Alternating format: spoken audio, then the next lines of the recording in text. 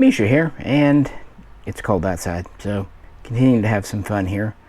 Recently did a multi-part series looking at the Separatist droid army, and a while back looked at the various fighters of the Grand Army of the Republic from the Jazzwares Micro Galaxy Squadron. Nominally 1/72 scale, so 1-inch figure line. Generally it is. Here's a little droid in it. I thought we would look at Separatist Starfighters today because we finally have a few of them.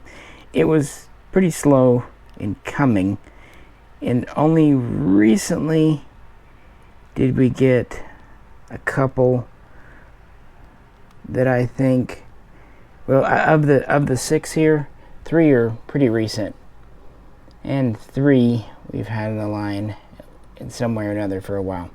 Well, I thought we'd just go over them, have fun, hang out, talk about them, and maybe I can correct some canon, because I've noticed it was bad enough with Star Trek, but in Star Wars now there's scale creep. I don't know. I don't know why things have to be so huge. Again, I don't know if people fundamentally don't understand that they're in meters and feet. Or just how real world works. Now, this is Star Wars. It's not meant to be real, but dimensions are still dimensions. Anyway, before I go off on a tangent, let's talk about the first starfighter we see, even before the CIS even existed. The Variable Geometry Self-Propelled Battle Droid Mark I, the Vulture droid. First seen in the Phantom Menace, possessed by the Trade Federation as an automated security force. These were used throughout the Outer Rim and other upcoming separatist states, so they're in the entire pre-Clone Wars era, and they do live up to their name. They are quite variable. The question is, was Jazzwares able to pull it off? This has always been a hard craft, from the original Black Series Titanium, or the Titaniums and the Black Series Titaniums, to stuff. It's a very difficult thing, because unlike with the original trilogy, which used real world models and everything, this was a CGI, and it shows. But it's pretty neat, and probably a more capable starfighter than you might give it credit for, and even more flexible, and definitely gave the clones a run for their money, because, well, what they started off with was arguably not as good. That would have been the V-19 Torrent, a local defense craft that was pressed into service and had its own benefits, but arguably more limitations, not to mention it had a human, or at least a clone, pilot on board. All around a more expensive proposition, and a less flexible starfighter compared to our Vulture here. So, enough rambling out of the way. What's the specs? For what it's worth, both are roughly 6 meters long, and it's pretty well demonstrated here. Scaling in Star Wars has never been precise and changes over time.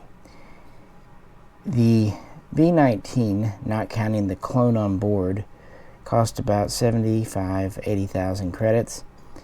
The Vulture droid, including its droid brain, cost under 20,000 credits, meaning really more than a 5-to-1 ratio when you count the pilots. Weaponry, pretty similar, but you might argue the Vulture has edge there. On the flip side, it has more limitations. Its droid brain will never be as effective as the piloted version, but it is fast, it is maneuverable. In fact, it's really about twice the acceleration of the Torrent from the beginning. It has power cells. It uses solid pellets to kind of power it. 2 basic engines. It can go up to 120 megalight per hour acceleration, and in an atmosphere up to about 1200 kph. It's a little bit limited. It's relatively aerodynamic, but it doesn't have shielding, which can help cut through atmosphere, so that does limit it. Obviously no hyperdrive either. Lightweight armor, short range sensors. It does have both visual and magnetic sensors. And of course the original ones we saw in 32 BBY with the Trade Federation invasion and blockade in Naboo were controlled by a central ship. Those were actually quite early. That was the first full deployment of this. They had been tested out in small scales for a couple of years. They were developed by the Vulture, which were a religious order dedicated to building craft, Bactoid engineering works, and they were patterned after, well, what we would think of it as insect, but to them, since they were an insectoid race, with the whole Geonosian thing, just, yeah, one of their creatures. But this is just in the flight mode, in the storage mode here, and because they are about 6 meters long, but actually quite thin, under 2 meters tall, you could fit a huge number on a large carrier like a Lucror Hulk. Up to 1,500 on those. They could easily be stowed and ready to go. And once launched, they had enough power, assuming they weren't in just intensive use, for about 2 days before they needed to dock and get new solid pellets. But that's just for the engines. And in this mode, we're closed up for flight. But this is a Starfighter. So the first hurdle, opening up the wings, the nacelles, to give access to the weapons. And this is something that several makers have tried, and I think that Jazzwares has done a better job than most. A lot of them, they're kind of floppy. These are stiff. I'll give them a little bit there, but I'd rather them too stiff than too floppy. No, I'm not going to make the joke. This back one might not be popped that all the way. And maybe it is. Either way, they open up to reveal their weapons. And we do see some modularity. Now these were mass produced, so there's just a strict kind of line. But originally they usually have 4 light blasters plus 2 energy torpedo launchers in the middle. Later on, that was just the Trade Federation version from 32 BBY. When the Clone Wars got going, some would be upgraded with 6 lasers, and the ordnance could become more varied. You could see torpedoes, even buzzdoid launchers. So these could be modular, and they actually had power cells for their weapons, which could partially recharge in the field. That's good. And they obviously use swarm tactics. Yeah, opened up like this, it's a pretty neat looking craft. Fun fact, in episode 1, originally they were going to have TIE Fighter style craft piloted by Roger Rogers B-1s. But I think it's kind of neat and innovative that they went it this way. That's the thing about the prequels. The actual dialogue and stuff, but the world building, having 2 disposable armies, clones, and robots, droids, it's pretty good. And they actually made the whole thing pretty sympathetic. And what's kind of neat is first the clone army got redeemed, and now I've seen online in the last few years more and more cred given to the Seps. So yeah, justice eventually. But what a neat playground. Even if the prequels were they set up a world for novels and games and everything that just was fun and is fun. Now this was called a variable geometry droid, and yeah, you can see where it changed here, but yeah, there's a whole other mode, a whole other area this works in, because these continue to morph. into the ground mode, the walker mode here. And Jazzwares tried to make it all in one unit. These do rotate to work little legs. What they ended up doing was just supplying 2 sets, and they just snap in. Elegant solution, frankly. These do move, but they just couldn't make the same unit rotate. There have been attempts to do this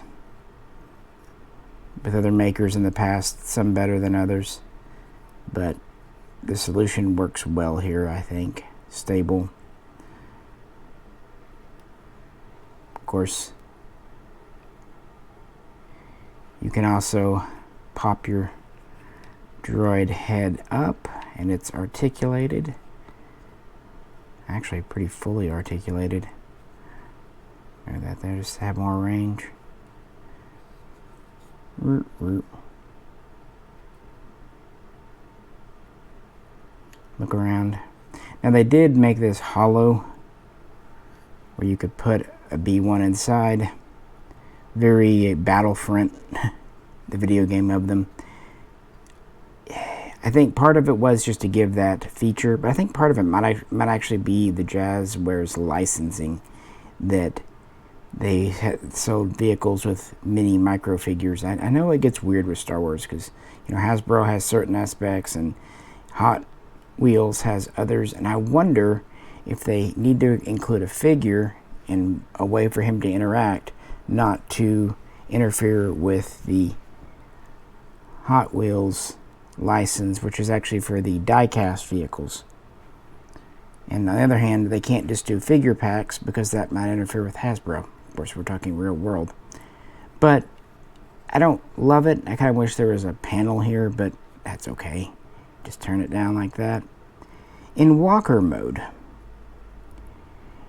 it is probably a little more limited, mostly just so it can be stationed on the ground, kind of ready to go. Also guard duty. That way these vultures could fly down and just be there guarding an installation. They could also be used as reconnaissance scouts, just going out to catch things up, use their sensors. And they can be used as a more conventional Star Wars walker. I love the articulation on this head. They did a really good job. But again, their weaponry is limited because, well, a lot of it's on your legs. So, I don't know how you do that, really. So there are 3 modes that you can put this in, representing the CGI pretty well. And keep in mind, these micro galaxies typically can be had on Amazon on sale for $12-15, and sometimes you even get a little miniature vehicle with them in a bundle pack. That might sound like a lot, but adjusting for inflation, the original action fleet from the 90s would be well over $20 today, probably closer to 30. That's actually why I got into these. I've talked about it in past videos, but by mistake, my mother bought me an action fleet back in the 90s, and far from, you know, at first I was a little disappointed because that wasn't what I was looking for. She just picked it up, but then I got to messing with it, and I've got it, and I really started loving it. And actually, the action fleet was the last toy line I collected as a teenager before getting all adult and boring. But the nice thing about being in your 40s, you don't give a crap anymore. And fun fact, it was actually my mother who bought me the Razor Crest when that was out, with the first series of these, that kind of got me to think these Jazzwares are pretty neat, because I knew about them, but hadn't really been tempted. But once I had one in my hands, it's kind of fun. And I just wait for Amazon sales, and there you go. So the Vulture droid has been in the series since almost the beginning. But our next droid just came out, I believe, in Series 8. Whereas the Vulture droid was a multi-purpose, kind of jack-of-all-trades, the Starfighter, as it was just known, no fancy name for it, was a specialist. This was a space superiority dogfighter and interceptor. Obviously, it could operate in an atmosphere, but it didn't have a secondary mode. But it packed in a lot. And it's often said this is the smallest in the clone or separatist army. maybe, but maybe they're not counting the Jedi Interceptor, the ETA-2 here, because they're really almost identical links, and this is pretty accurate. If anything, I would say because of the laser, yeah, the Tri-Fighter is around 5.5 meters on its most, and down to 3.5 if you just measure, whereas this is a little under 5.5 meters. Of course, it's much thinner. Of course, these expand out. I don't know. They might not just be counting that. And again, scales could be a little flexible here too. But let's pop this off the stand. This is one that does come with the stand, not all of them do, and talk about it because it's pretty cool. So notwithstanding the peg hole in the bottom, oh well. Pretty neat. This was designed by the colicoids, another insectoid race, but they're a meat-eating and predatory race. And I'm just going to boil it down. This is a space version of the Droideka, the destroyer droid, which they also designed. That was for the ground. This is for the sky, and you can see a very similar design aesthetic. It has a central reactor, which is this bowl, so it doesn't rely on cells or pellets. It generates its own energy, and there's also a backup reactor. It has 3 engines in the rear. Now, it's not the fastest in the world. In fact, it is slower than the Jedi Interceptor, which is about 1,500 kph in atmosphere and several megalights. I don't remember right now. This is only about 125 megalights per second acceleration, so just slightly faster than the Vulture. And its atmosphere speed is around 1,150 because it's not shielded. A little bit heavier because of the armor and reactor. Yeah, but it's very, very agile, very, very maneuverable, and the engines add to it. They are thrust vectoring, and again, 3 of them means it can really move these around. It can also spin around its core. Now, some, like the old titanium, can spin. This one can't, I don't believe. And it does have an opening cockpit, which, again, it's a droid brain, so it shouldn't. But I like how they did it. It's a neat system. It also makes me wish there was a manned version, because I do like it. It just, again, makes me think that maybe part of Jazzware's license is they have to make a pilot fit or ride on everything. Which is maybe explaining why the blind boxes are all little vehicles with figures, because they can't just release. I don't know. I think there's something there, but I'm completely talking out my butt at the same time. So yeah, not shielded, no hyperdrive. They are more expensive, about twice what a Vulture is, but they are very dangerous, not only to clones, but Jedi. Our primary weapon is this medium-heavy laser cannon right here on the front, and if the fighter itself being able to maneuver isn't enough, the weapon can gimbal to track a target and get precise shots. That's almost always there. On the wings, there are 3 also gimbaling light laser cannons, and these may not always be on. They can be there or not, depending on the setup. So 1 relatively heavy cannon for its size, and then 3 light ones, giving it quite a punch. And unlike a lot of Star Wars vehicles where the weapons placement is kind of not logical, this one actually is, because it's in the center line and these are all grouped close together. Good job. That's actually a good firing arc for once. The droid brain is much more aggressive and tactically creative and single-minded compared to the Vulture as well. But that's not all. First, we have internal weapon storage in the wings. Each wing can hold a couple of concussion missiles or 1 torpedo. And then if that's not enough, under the 2 lower ones, there are Discord missiles, i.e. buzz droid dispensers, which, yeah, as we saw in Revenge of the Sith, can definitely give clones and Jedi a bad day. So fully armed up, these can carry a lot. And they can maneuver around, perform things that others couldn't. And they do so at only double the cost of a standard, and they are hugely cheaper than any of the clone fighters, especially the ETA-2. Those things are ridiculously expensive for what they were. Meaning that they were still able to swarm these out of the cruisers and corvettes they had. Now, originally, they thought they could shoot these out in tubes, kind of like Vipers from Battlestar Galactica, bullets, basically, and then they would have boosters clumped on to get them somewhere fast, because acceleration doesn't matter when you don't have organics on board. But that was dropped just to keep the opening battle of Revenge of the Sith not so crazy. But in a headcanon, they kind of do it. Now, these were not there for the Battle of Geonosis in 22 BBY. The earliest prototypes and test runs were around 21 BBY, and the first really mass deployment of the Tri-Fighter, the droid heavy starfighter, was in 20 BBY, meaning that by the time of Battle of Coruscant in 19 BBY, they were in very heavy use. They were often used to defend capital ships in the Separatist army and just break the lines of the Republic, even though they were getting newer vessels themselves. I think I've got one of them over here. Yeah, here's a V-wing. This might be the Imperial version, but oh well. Goes to show you that both sides are trying to kind of keep up with the Joneses and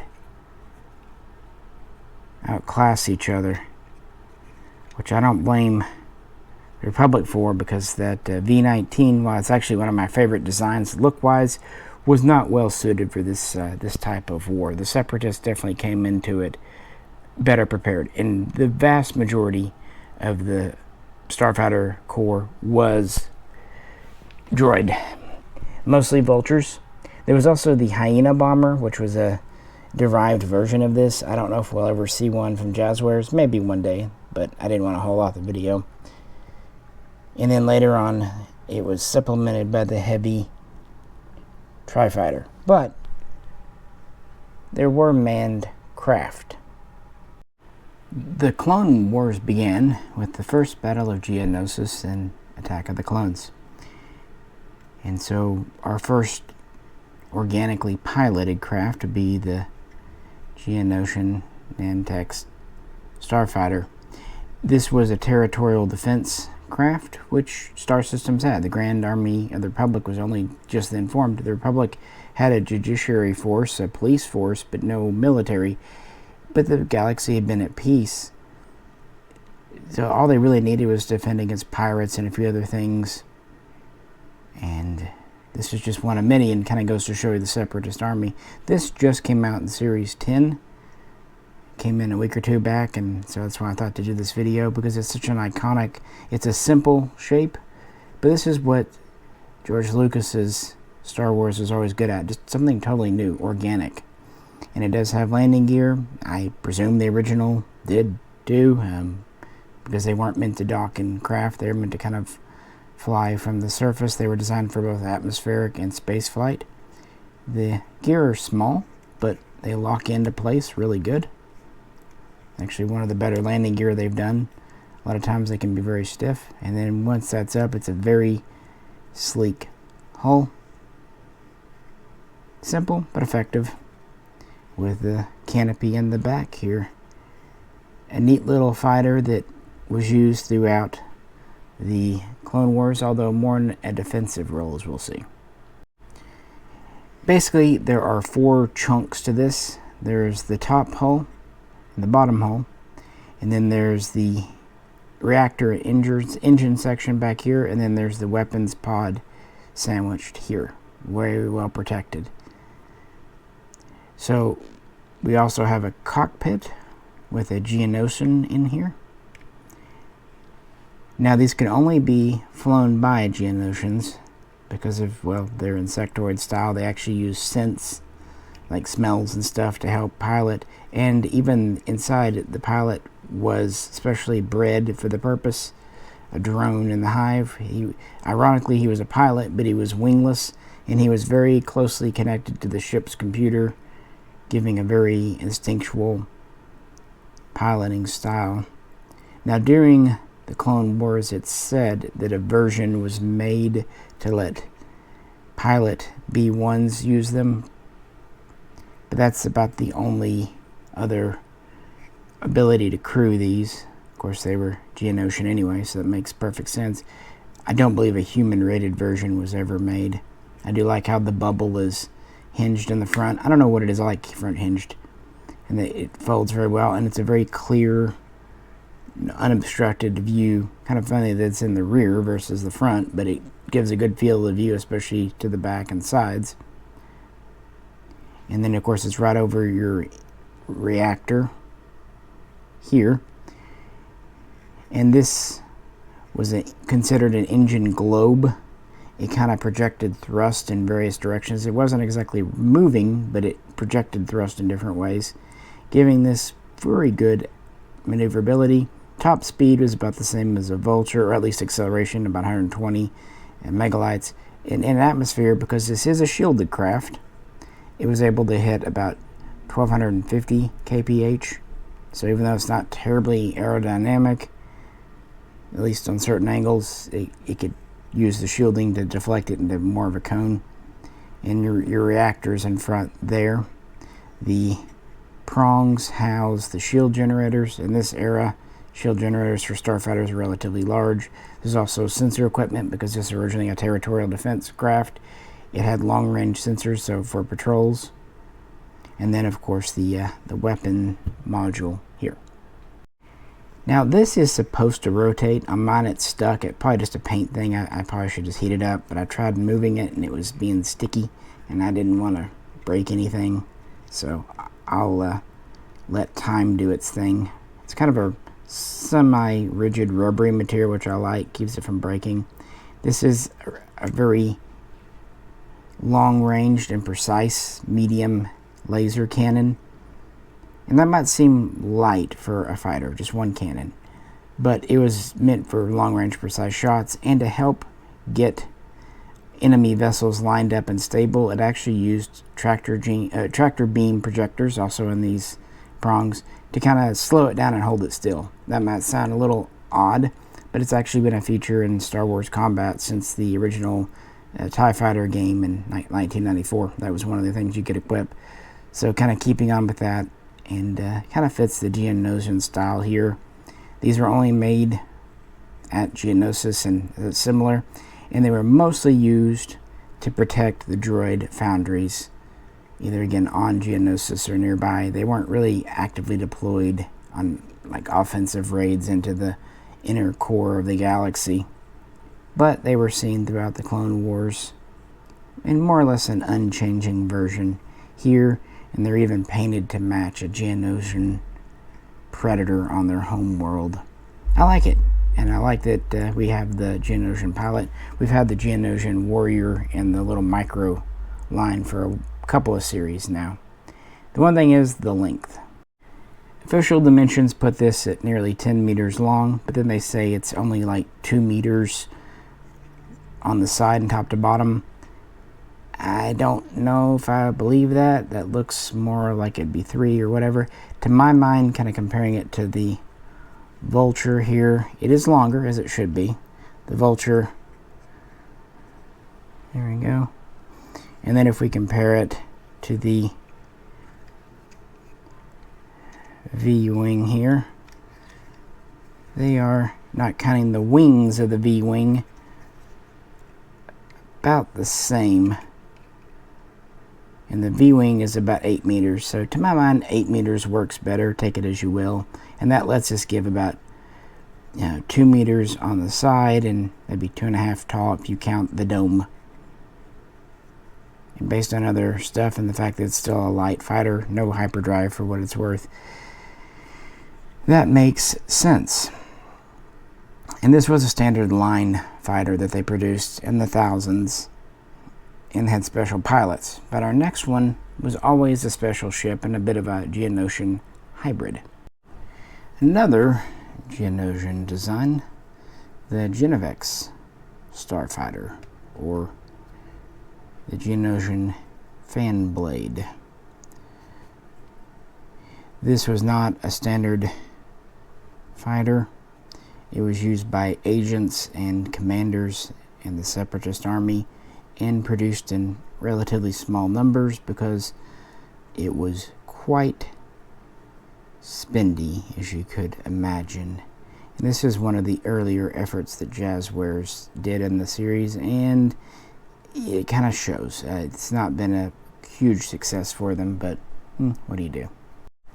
And this is another one where scaling really breaks down. It's said to be 13 meters tip to tip. No way. And that's not even here. If we compare it to like a Vulture, it's roughly the same length. Maybe just a little, yeah, a little more, but not incredibly more. So for being super generous, I'd say it's about the same as the Geonosian here. Yeah, about the same. So I'd say 8-9 meters at most. And that is even basing on the bubble canopy that we see in the show. Of course, its big feature is the solar sail, the scoop. And that part, I think they did pretty well, except you can't fully retract it. You can rotate the laser cannon, though. And it gives a quite large profile. I'll give them credit there. And that's good, because this was meant to be a solar sailor.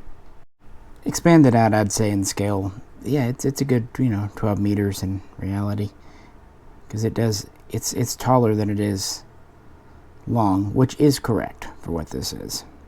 Of course, this was the special Starfighter of Ventress, but she wasn't the only one in the CIS to use this, and it's kind of a hybrid design. It was designed and built by the Geonosians, but it did use Count Dooku's solar sailor swoop, the 116, as an inspiration. Of course, that was a peacetime craft. It does use a solar sail, and it's kind of funny. This is said to be made of energy, but it's also said to collect solar particles for energy. So you spend energy to get energy. Oh, okay. Kind of like the Bussard collectors in Star Trek, but at least those are physical.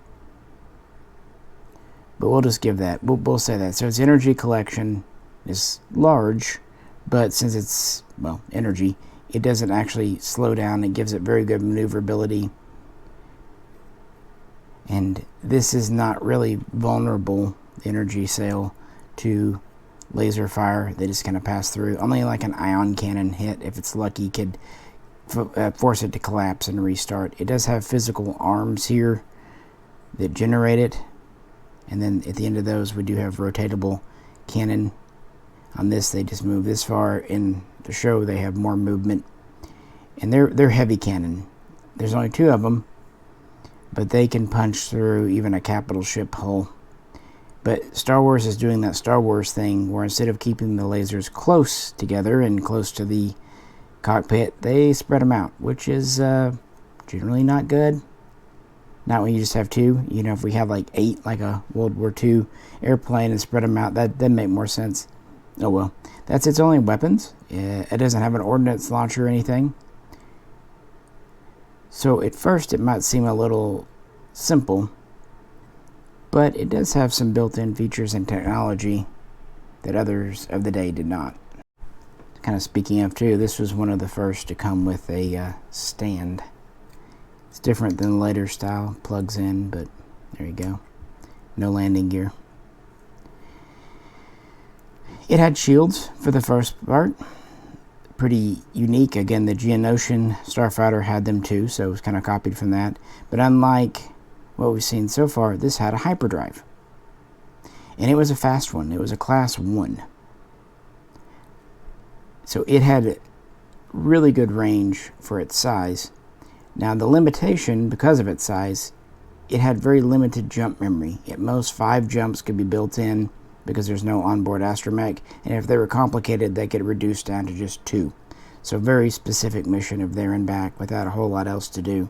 Jump calculations in Star Wars are very complicated and take a lot of memory to store, or an advanced navigation brain like an R2 unit to generate. So there's that. Sensors were fine, but nothing special. The cockpit, and it does open up here if I can get it. I'll drop the pilot out. In the actual little toy here, it's real simple. There's not much detailing in there. Again, it's an early one. There's some detailing up there on the thing. It uses a control yoke. It does have a pretty wide open bubble canopy a la Geonosian.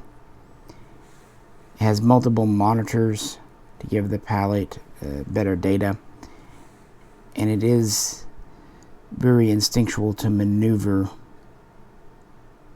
but there's no extra room inside. It's pretty cramped. There's not much room for supplies, even though these could be sent on multiple day, even a week or 2 mission. Because of the hyperdrive, there's not room to take much more than a change of clothes and some MREs. Not much to look at then there. In the real world, we've seen this canopy both clear and kind of a tinted reddish color. So both are a known thing. There we go. Again, good field of view. I'll give it credit there on the alt size, one of the best.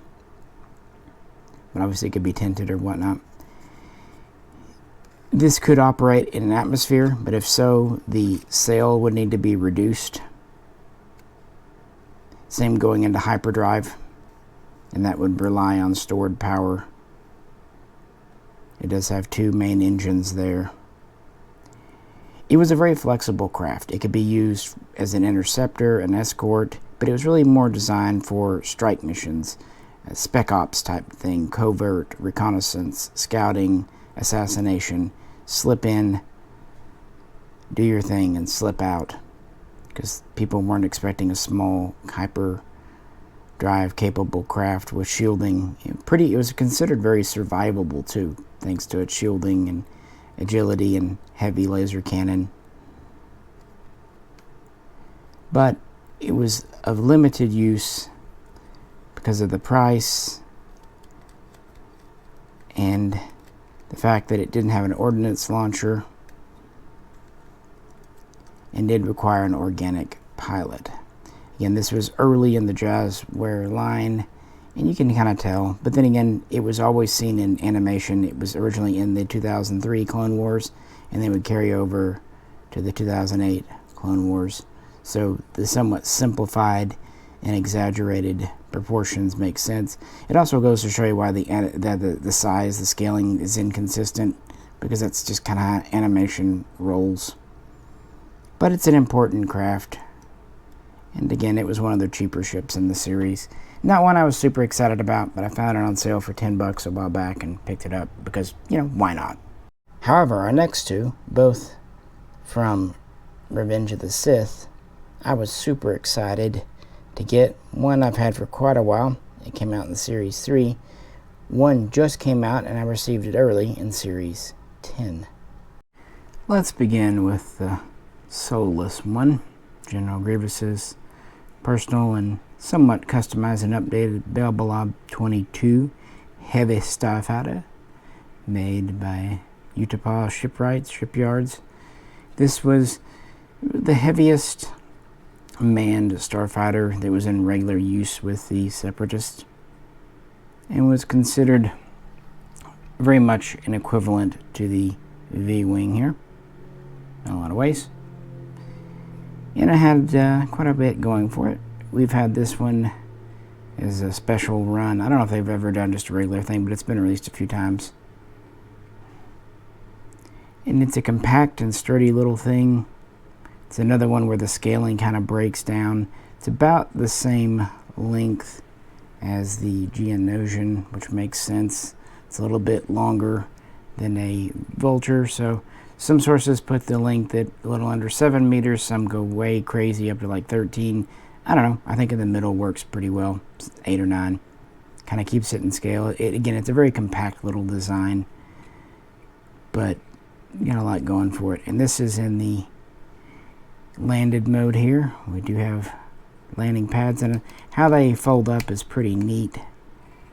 They go in like so and kind of rotate up. A little different. Now our rear one is just out there, but we have this little vane in the back. It's considered a vector thrust main, and so I guess, and it's folded down for regular flight. For one thing, it protects that gear there. It's said to help with maneuverability and also shield generation, because our shield generator is in the back there, so kind of gives better deployment underneath. Obviously our nacelles house our primary engines and some thrust vectoring stuff on the side to help maneuverability, because one of its downsides, it was a little slow and chunky for reasons we'll get to, but yeah, comparing to others. Acceleration is only 90 megalights, which is the slowest we've seen today, although it's still a little bit faster than some in the enemy fleet. And in an atmosphere, it can hit 1100 kph, and the reason it's able to do that is it is shielded. So the shielding can help vector for that.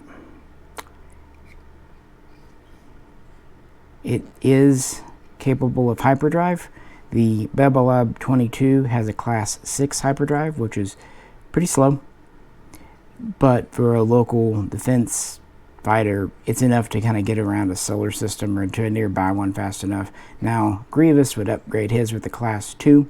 Still a little slower than the Geonosian we just looked at, but Class 2 is pretty much in keeping with what most small ships of this era can do. And there is a Class 15 backup, which is, well, it'll get you there eventually. The canopy has pretty good field of view. It's in the rear, like a lot of these, and it's more flexible. These were designed for a wide range of body types, and of course Grievous here is pretty tall. He's in there with his arms. It could easily be customized because the Utapaulians would sell these, and they were nominally allied with the Separatists, although as we saw, kind of unwillingly at times. It doesn't seem to have an ordnance launcher, which is kind of funny, although I believe there is a bomber version known as the Bebelab 24 that does. It just has 2 triple barrel kind of Gatling style laser cannon here. They're relatively light per bolt, but they're very high rate of fire. And they can be pulled up to give a little better field of view. Oh good, mine have finally gotten where they're not just horrific to pull up. These can be, especially when new, very sticky. They have some pivot up and down. Just mainly popping up for space combat, retracting in when not needed. So at least it shows they had a little bit of play. So not heavy hitting ordnance, but rapid fire, great for dogfighting. And again, that helps make up for the somewhat limited maneuverability and lower speed than others if you can just target them on there. So I'm not making it sound great. Why did Grievous, with a reputation for survival, pick this? Well, now let's address its positives. Heavy armor. Advanced and heavy armor. It can take a hit. That's why the Solus one has lots of marks on it. It's a very compacted, durable design, nothing hanging out there. It has a lot packed into these nacelles. And if that's not enough, it also has very heavy shielding for its size. And the Solus one even had upgraded shielding and armor, as you would suspect. But it was one of the heaviest defensive craft of the Clone Wars era. You know, even the engines, everything's compacted in back here. The cockpit is pretty well protected, being in the rear. that kind of stuff. But it doesn't stop there. Just because there's no ordnance launcher doesn't mean it can't house a lot of equipment. For one, jammer suite and other defensive countermeasures, there's plenty of room to fit in those kinds of modules. For another, long-range sensor equipment for use as more of a patrol craft or escort craft. Advanced computer systems. It is hyperdrive capable, as I mentioned, and unlike the Geonosian fighter, it can store up to 10 jumps in the memory, which is good for independent operations. It can also house long-range comms gear, holographic equipment, multiple monitoring systems, scrambling, encoding systems, very advanced electronics inside, making it a great mobile command craft for Grievous, which, again, makes perfect sense. While it's not cheap, it's still cheaper than a Jedi Interceptor. And it's about, you could get about 4 or 5 Tri-Fighters for the cost of one of these. But then again, it is manned, and it was really the most common manned starfighter used in the Confederacy, and very survivable. I like the little turrets, they're fun. It's a neat ship. We first saw it in Revenge of the Sith, but in canon it was actually there at the Battle of Geonosis in 22 BBY, and it actually survived the whole war.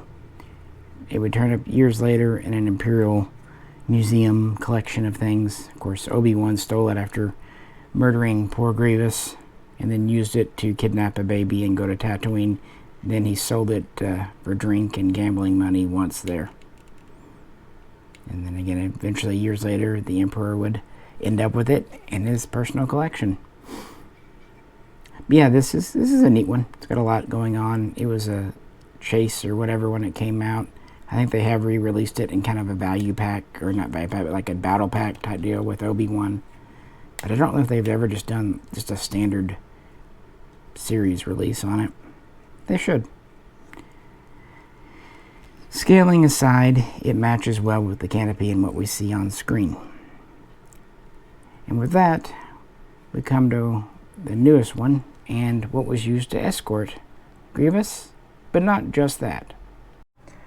Also from Utah, what Jazzwares calls the Magna Guard Starfighter, but we know better as the Rogue Class Porax 38 Starfighter. So quite a few names.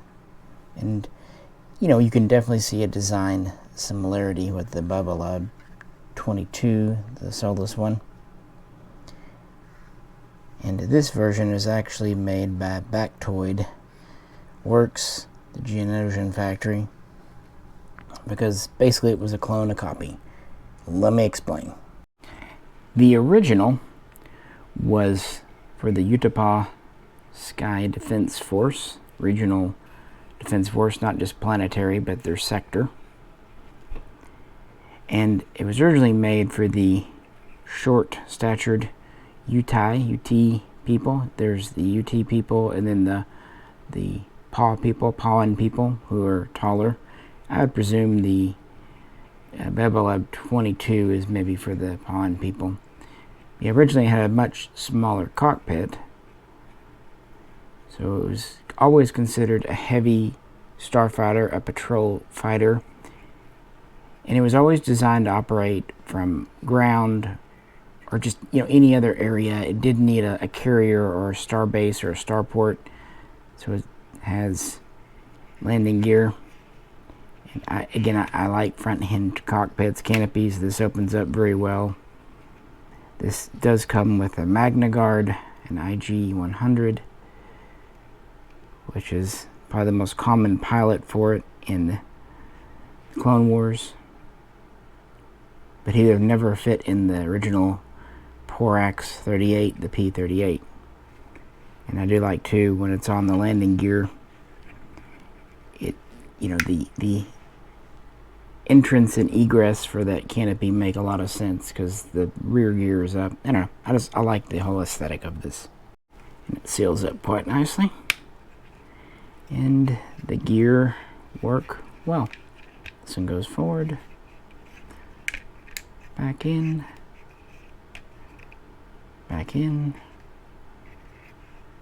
and taking off for space.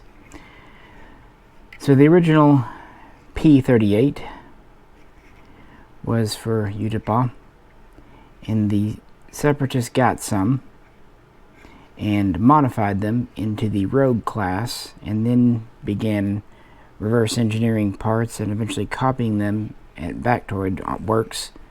And this is where you get the Rogue class version of the P-38.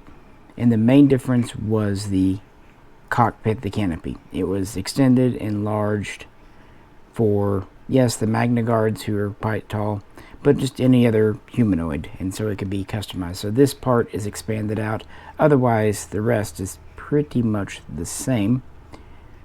And we first saw this in Revenge of the Sith, but it's appeared in the Clone Wars series, mostly again piloted by the Magna Guards, ever since. And it has a lot going on.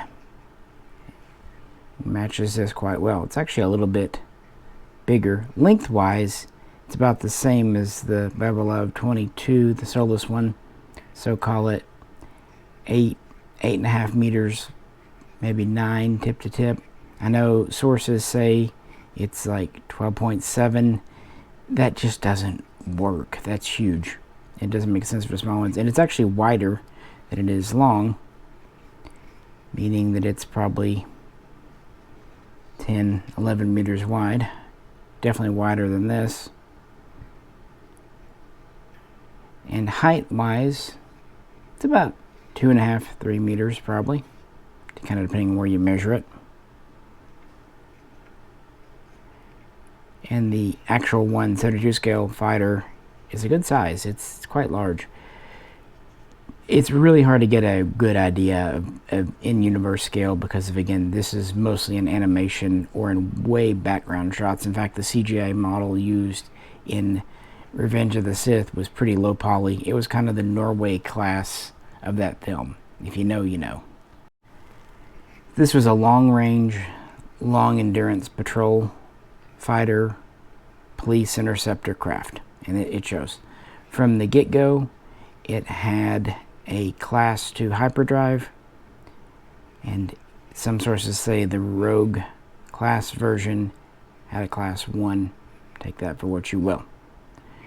It had 2 power cores, power generators, 1 on each nacelle, which gives redundancy. It also just gives increased endurance power, meaning that while typical missions were only meant to be a couple of days with these, they could expand it out to 2 weeks, almost 3.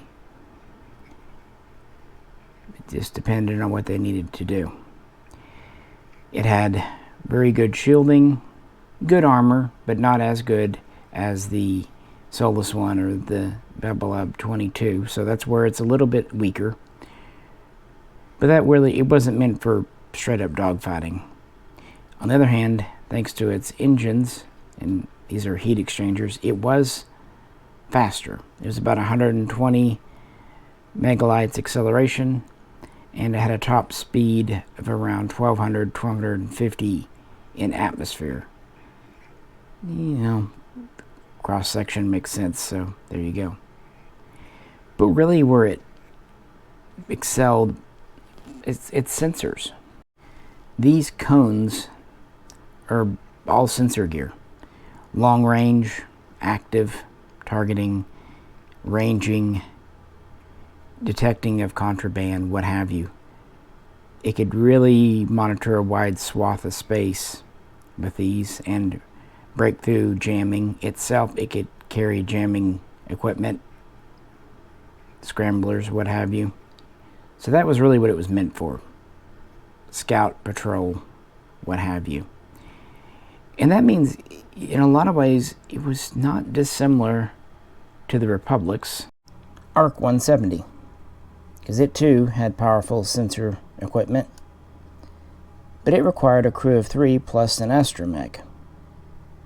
This is smaller and lighter. Ironically, while they keep trying to make these bigger, for some reason Canon keeps trying to make the ARC 170 smaller. I don't know why, when it's very clearly quite a vast craft, and this is a relatively new one too, but they do seem to fill the same role of long range, long endurance, but this can do it a lot cheaper. In fact, these aren't much more expensive than a standard Starfighter, about 120,000-ish credits, not counting the droid inside. And whereas this has 2 main cannon and an ordnance launcher for its weaponry, so does the Rogue class P-38. It has 2 forward-facing, fire-link, long-range, heavy laser cannon. These actually have amplification chambers to increase their range and lethality. Can really reach out and touch someone and maybe stay out of light laser range.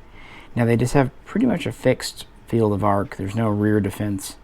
But then again, this is a lot faster than an ARC 172. That's typically what it has, those 2 lasers. But it can mount under the wings or pylons external ordnance, usually 6 to 8 depending on the size, missiles or torpedoes. And so there is effectively a bomber variant with racks mounting missiles or torpedoes, though this doesn't have it. But these are really popular, if not in the reconnaissance and scout role, as escort fighters, either for capital ships, corvettes, or Grievous, which obviously he uses the Magna Guards for.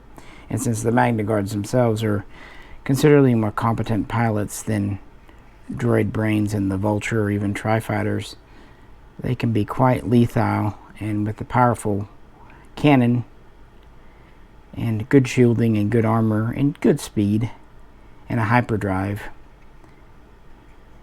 these were very well respected, which is why the CIS copied them and improved them for their own needs, and they were pretty prominent towards the last year or so of the Clone Wars. I think that Jazzwares did a really good job with this one. It's very understated, but I'm really happy that it's a good size. They didn't make it micro. It looks right next to the others. It really does kind of complete the fleet, at least as seen on screen. With that, here we have them all kind of lined up for scaling. Happy we could do a Separatist video.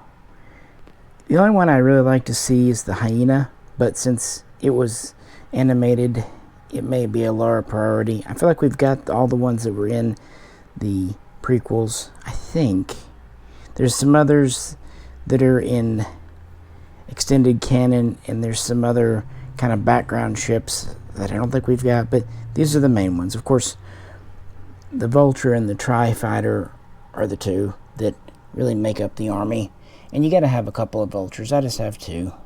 Found one on sale. Almost wouldn't mind a 3rd one, especially if it's in more of the blue paint scheme.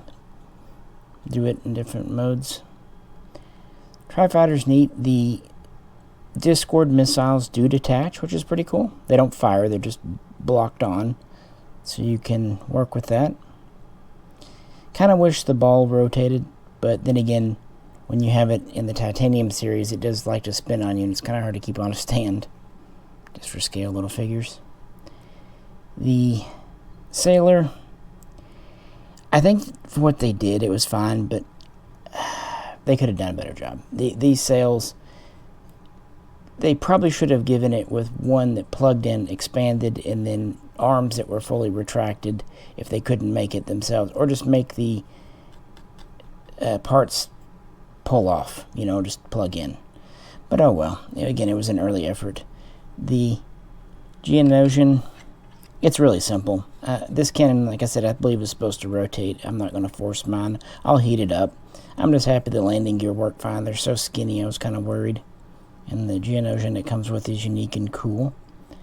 Definitely something we needed. And the P-38, it's not a well-known separatist craft, but it's having ships like this that really fill out the universe. You don't just want to have a collection that's only TIE fighters and X-wings and like that. You want the background ships. That's what I think is cool about anything. That's why I like the Eagle Moss Star Trek collection. They did so many of the random ship of the weeks. This is great, and the fact that you get a Magna Guard with it. And then, of course, Grievous and his Solus one. It's a bit of an older mold, but I think it definitely holds up better than the fan blade here, which, by the way, was patterned after a Japanese fan for whatever that's worth. Not trying to dog on it, but I think it is what it is. But it's part of the fleet. We needed it. But what do you think? The Separatists definitely seem to be getting more love these days than they did in the past. Maybe the Disney stuff is making a lot of us rethink things as far as world building. But no, they're fun little things. They're inexpensive. And they're doing quite a line now as we get into Series 10. But let me know. And if you haven't seen some of the earlier videos, check them out. I've covered TIE Fighters and clone ships, and need to revisit the Rebels at some time. Maybe I'll do that next when I get some time. But speaking of time, my time's up. I gotta get back to work. So, this is Misha, and I'll catch you very soon next time. Time.